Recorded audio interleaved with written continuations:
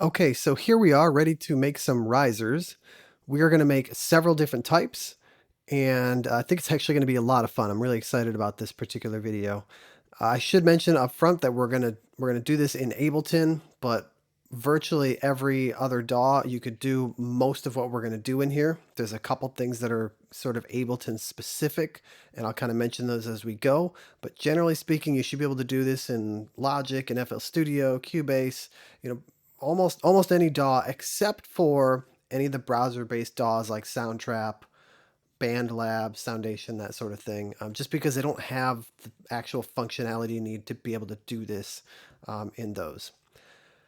So let's jump right into it and let's take a look at some quick examples here of just kind of roughly what we're going to do, although we're going to kind of make these from scratch as we go. So here's a few examples.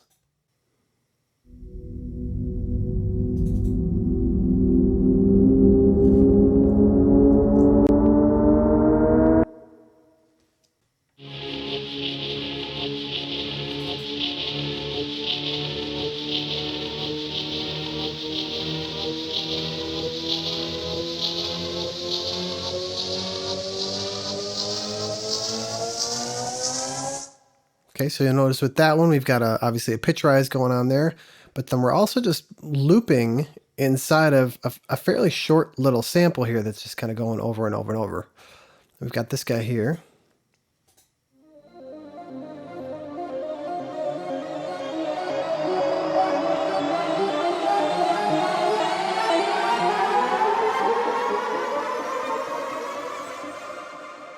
All right, so that one's actually a lot of fun. That's got some really cool stuff that's kind of Ableton specific. Then we've got this guy here, which is based on a reverse of this Hell Bell sample.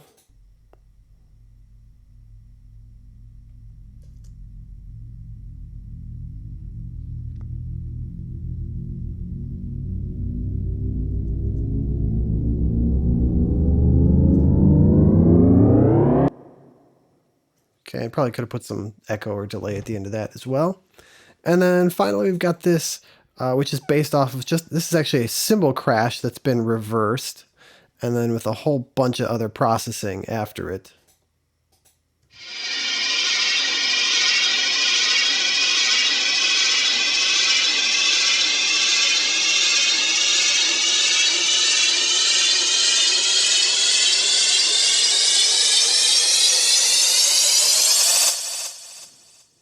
Okay, and that one's kind of cool because what's happening is the little bit of the sample that's being looped is gradually getting smaller and smaller and smaller, and that's what helps give it some of that cool energy. So let's go ahead and make some of these from scratch. Let's just push those guys out of the way for a second, and we're going to just start with a new MIDI track. And for our first version here, we're going to go into our instruments. And then we're going to look for something that uses the simpler instrument. So we're going to stay out of the instrument racks for now, but we're going to focus on using just the simpler for the first little bit here. And so let's grab just maybe some sort of lead here.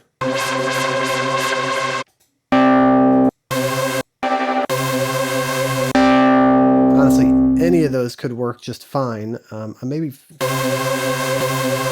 I think I'm feeling that guy. So we're going to bring this in. And then we're going to start off by just making an empty clip here. And let's get out of our clip envelopes. And we're just going to make this be for the sake of demo, we'll make this be a 4-bar clip. Ooh, that's loud. Pull it down a little bit. Drag it out so it just plays for 4 bars. Right, nothing special. And if we wanted to, we could go in here and, add some effects and detail the sound a little bit more. But for now, we're just going to focus on the basic thing, which is to just make the pitch rise from a certain starting point and go up from there. And so we do that by going into our simpler instrument here. And by the way, that's Shift-Tab to switch back and forth between the clip and the instrument. And then we're going to go into the controls. And from there, we're going to go down here and find this transpose parameter, which you'll notice is currently at +12, which means it's up an octave. So if I set this just down to 0, It's going to transpose the instrument back down an octave down to there, right? And I can manually do this by just clicking and dragging.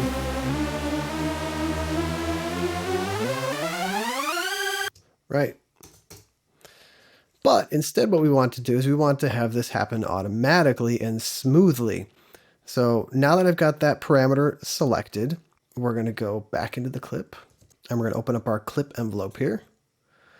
And we already have selected that instrument as well as the parameter that you want, which is the transpose parameter. And so all we're going to do is we're going to put a automation point at the beginning and then an automation point at the end, which will drag up as far as we want. If we wanted to do something really, really subtle, we'd only go up a couple semitones. That's what ST stands for. Semitones is just another name for half steps. Or we could go up, like a whole octave or 2 octaves or whatever. So let's just take a listen to what that sounds like.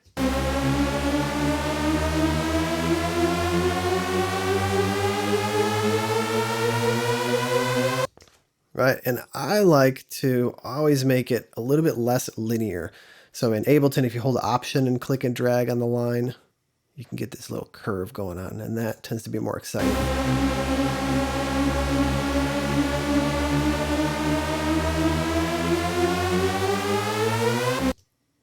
And especially if that's over the course of 8 bars or 16 bars or whatever.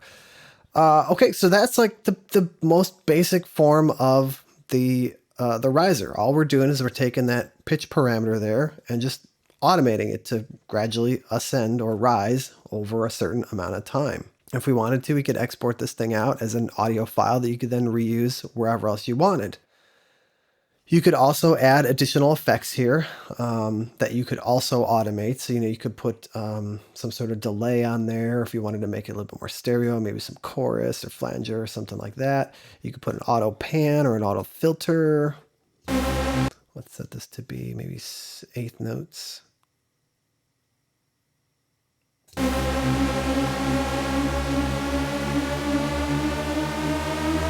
That's a great thing we could automate as well. We could go back in here and set that to be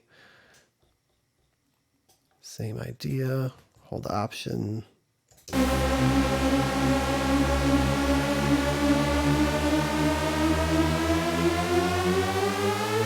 Right, and so we could go on and on and do this with all kinds of different stuff, but you get the basic idea, which is make the riser. Now that was using one of the pre-made instruments here inside of Ableton, and I think I'm working on Ableton Intro here. But we can also use really any sample, and this is where stuff gets really interesting. So I'm going to just go into my samples folder here, and we got 1,000 or whatever different options here.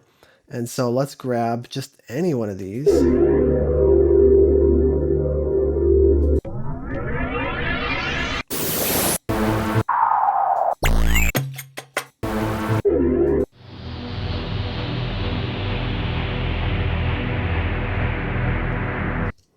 So literally any of these will work. Let's just, I guess, grab this one and just kind of try it.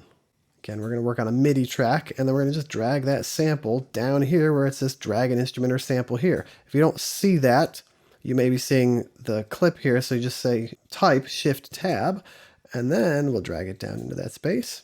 And then now we've got our simpler just like we had a moment ago, but now it's playing this sample. So I'm going to just drag this guy over there, since we know we've got all the same stuff pretty much. And if we look at our, oops, go back into our instrument here and we'll grab transpose. There it is. And then just pop in the basic riser move.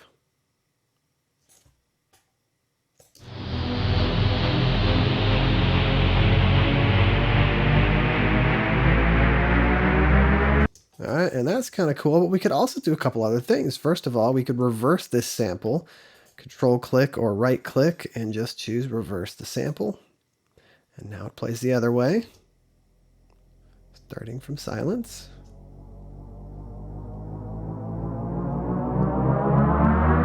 Okay, and you'll notice that's a pretty long sample. It's 25 seconds long, right? But our clip is only 4 bars long. So what we need to do is we need to say, well, maybe I want this whole thing to play in the span of just 4 bars. So what we do is we start right here, and this is kind of an Ableton specific with using the simpler sort of thing. But you can do this basic idea in really any DAW. You can just kind of figure out how long things are and shape it to be the right number of bars. But I'm going to say click on this, and now this has been kind of warped to be exactly 16 bars. But I want it to be half of that. That's what this button is, which makes it now 8 bars, and half of that, one more time. And now it's a 4-bar thing. Let's see what that sounds like. Now, it sounds a little weird because it's warping on beats. Let's change that. A lot of times texture sounds really good for this sort of thing.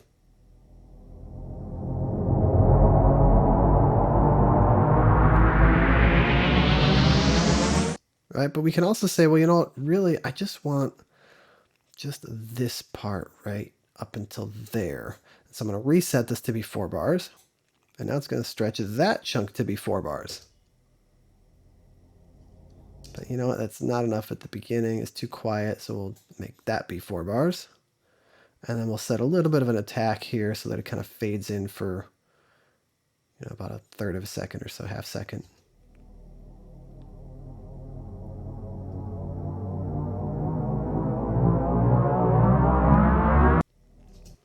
Hopefully you get kind of the general idea of what we're doing with that. And so let's see what else we can do.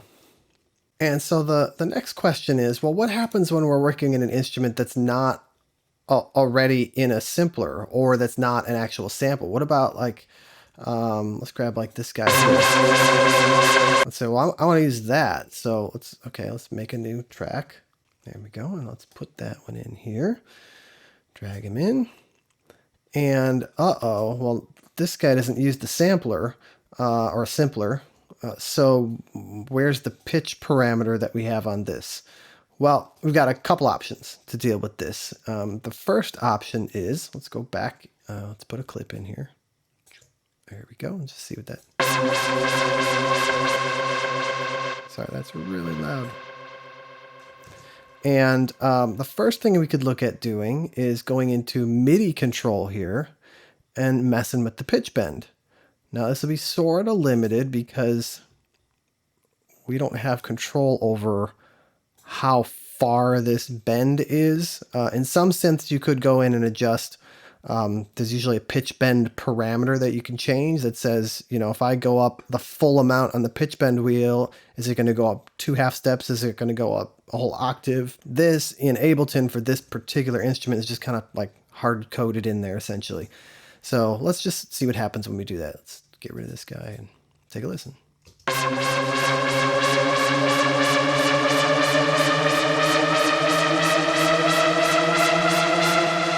And if we wanted to be even more, we could go all the way to the full negative amount here as well. And that gives us a little bit more room to play with.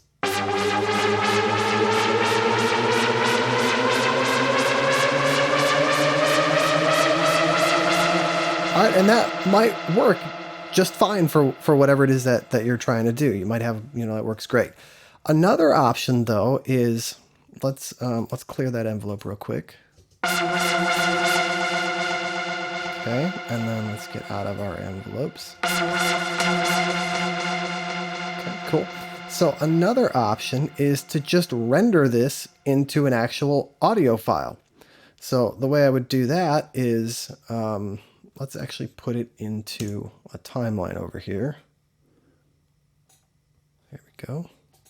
And then we'll just set this to be, we're gonna have to kind of figure out how long that audio tail is.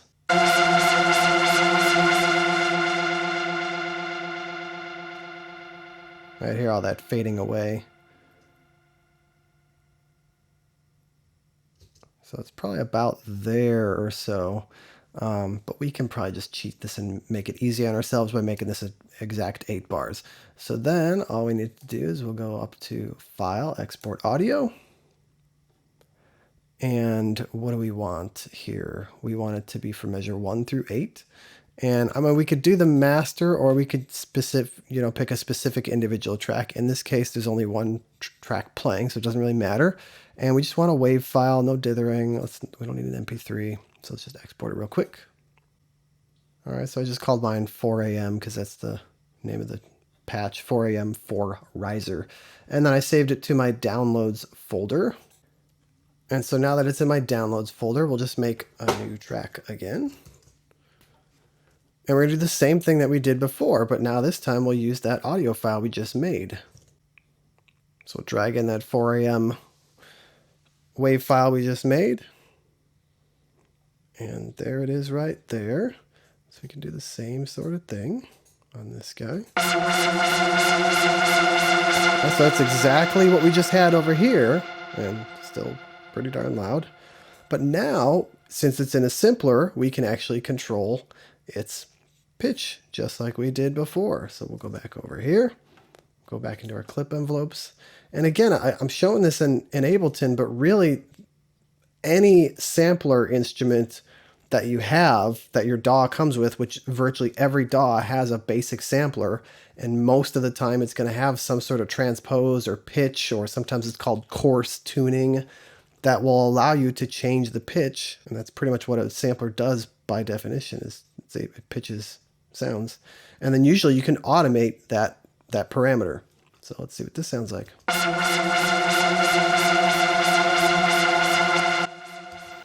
Okay, there we go. So I couldn't figure out why I wasn't hearing the pitch change, and I forgot we got to change the warp mode to texture, not beats.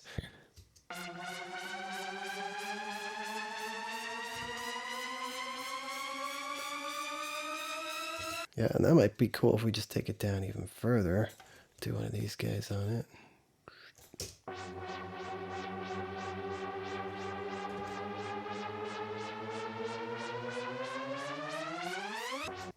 Yeah, whatever. Okay, so again, you get the idea. So you can start with virtually any audio source, whether it's an instrument, whether it's some other synth from, a third party sort of synth thing, but you can start with any audio file whatsoever. And, even if it's not necessarily a pitched thing, like a crash cymbal, we can kind of force it to get some pitch. Well, let's just go ahead and look at that real quick. So let's make one more new track here. And this time let's start with an actual cymbal, like almost more noise-based sample. Drum sounds. There we go. We'll start with a crash. So again, let's switch this back to drop a sample here. Put it in there. Oh, I can't do that because this is an entire instrument. I need to be only looking at AIF files, right? ADVs aren't going to work this way. That'll work though. Sorry, actually, it's a good thing you saw that. Otherwise, you'd been probably confused if you tried that as well. So, all right. So first of all, we can leave it this way, but I think it tends to work a little better if we reverse the sample. Let's remember we want to warp this in. We got to turn on warp. There we go. And we'll warp it as texture mode. And we're going to set this guy to be exactly not 2 beats, but we'll warp it twice as long so that now it is 4 beats. And if we go again, it's now 4 measures. And so let's go ahead and take this guy over there. And let's play our crash riser.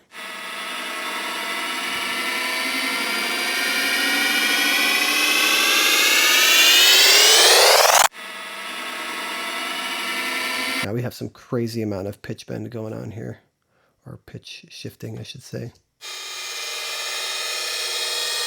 Now it sounds like not great right now, right? So you can kind of mess with the grain size and the flux in this texture mode. We could also try the complex modes.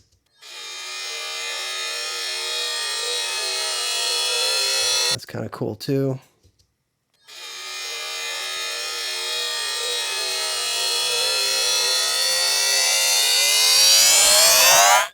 This to me is probably a sound that probably needs something else going on with it, like some sort of audio effects or whatever. So maybe we put some a little bit of chorus to make it a little more stereo.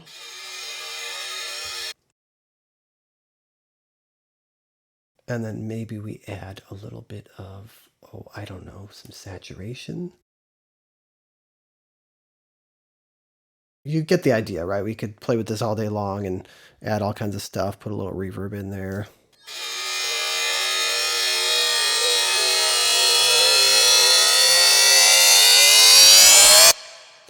The point is we get some an actual riser, right? Another thing I should, as long as we're here and talking about this, we can also kind of combine the same ideas we do with noise sweeps, which are more about automating a filter, but we could certainly do that here as well, right? So let's make this formal here. Let's go ahead and put it in real quick just so you can see it. Set this guy down low, not too low, otherwise we won't hear any sound. Maybe around there. And then let it open up towards the end. A little bit of curve.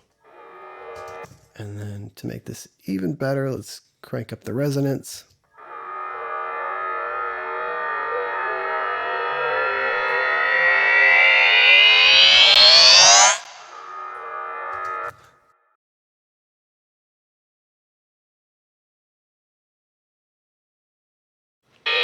I don't know, but again, you get the idea. So there's one more thing to look at. And that is, well, what if, let's say you don't have a sampler or whatever, and all you have is just an audio file. How can you make a riser out of just strictly an audio file if you don't have a sampler to work with? Well, you need some sort of plugin that can do some sort of pitch shifting of some sort. And so in the intro version of Ableton here, we have the grain delay that can actually do kind of what we're talking about here. So we're going to go back over to, maybe we'll use this guy that we had before. I'll duplicate this track. Okay, so this is essentially the same as if we were just playing back like a straight up audio file. Since we don't have access to the pitch parameters on this. So what we can do is we can try something that will give us some sort of pitch shifting, like the grain delay. You see in the grain delay, it has several different things we can alter, one of which is pitch. And so I'm going to set both the X and the Y to pitch. And it doesn't really matter where this is. We're just going to start it somewhere around 0. And then I'm going to click on this, go back over here, and we're going to automate the pitch.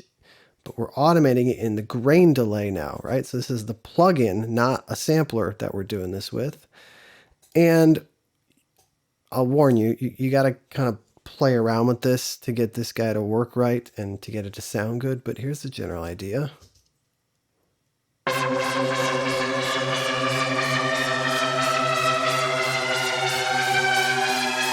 I'll bet this will sound better if we take this frequency down and maybe take the sync off.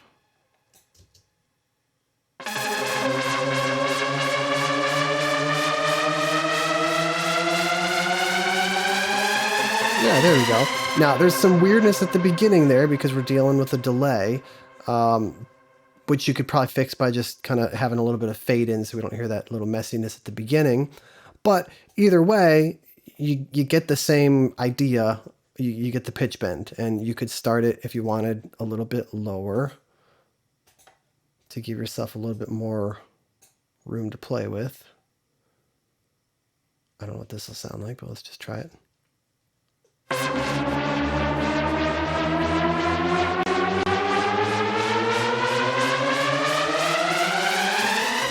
Okay, so that's it. That's probably 4, 5, 6 different ways you could go about doing this. Now, obviously, I didn't go into making any of these sound like really, really great and really super detailing them.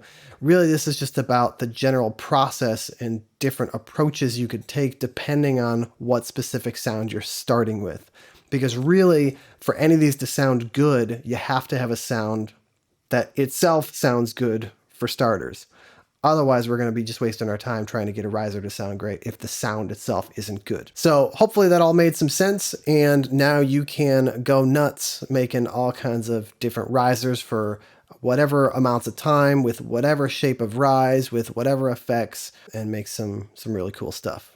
Good luck.